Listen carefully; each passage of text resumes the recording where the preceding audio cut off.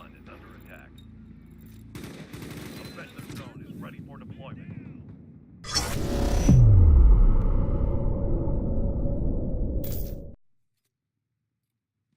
Welcome to my unbiased review of World War 3.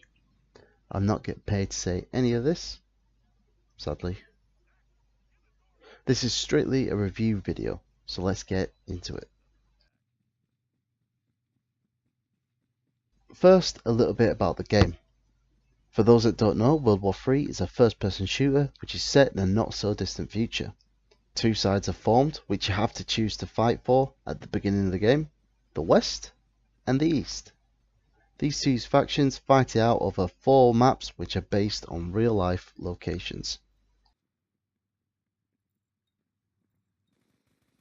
So why have I made a video? Well, World War 3 in the past has been dubbed the battlefield killer, but sadly it's had a small case of broken patch fix. Now when I say small, I mean that this made the game unplayable, broken, and has caused many fans that looked up to World War 3 as a battlefield killer to straight up leave. Now the new patch Warzone Giga has dropped and it's fixed a lot of the bugs. There's still a few bugs here and there, and you will be able to see that on my screen, but it's more playable and, my personal opinion, more enjoyable.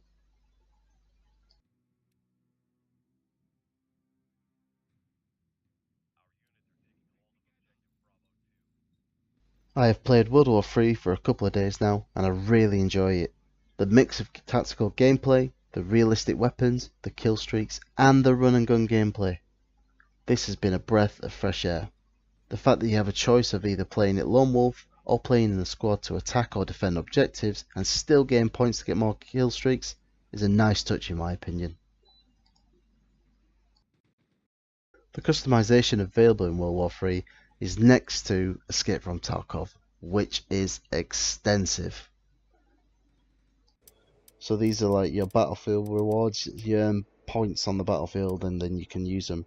So for instance, this quadricopter, that's that drone I was using, but it has a little warhead which I can then, when I find it, attach a warhead that can do better against infantry and light armored, or I can do ones that like penetrate armored vehicles. So it's got its little perks and stuff. Add observation tools onto it. That's not the only thing I can do as well. Like if we go back to this part, you can add what sort of artillery shells come flying out. If the warhead's going to do more damage against infantry, well, always, it's going to be a frag. They got frag twice. Yeah, it's going to be doing more damage to vehicles. I don't know why they've got observation for this, because you don't really man the artillery shell. Big boys, do you want a tank? What type of tank do you want? Do you want an Abrams? Do you want a T-72? Do you want to keep the Leo? You pay for it using that currency. And then you just go down the list. Do you want it to be a Falcon turret? Do you want it to be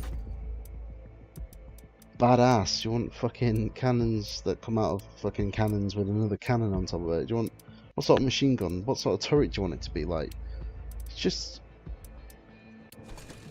just nuts. The only problem I have with World War 3 is that there are only 4 maps and 2 game modes. There are talks that the developers are creating a rush style game mode, but we will see. The game needs a bit more optimizing so that it will stop a few lag spikes. Once this is done, I think it could really be ready to receive the title of Battlefield Killer.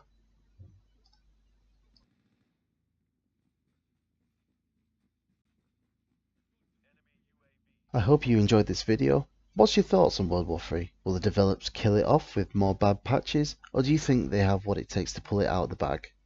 Did you like the video? Give it a like, and if you want to see more, subscribe to my channel. Thank you, and don't let the flame die out.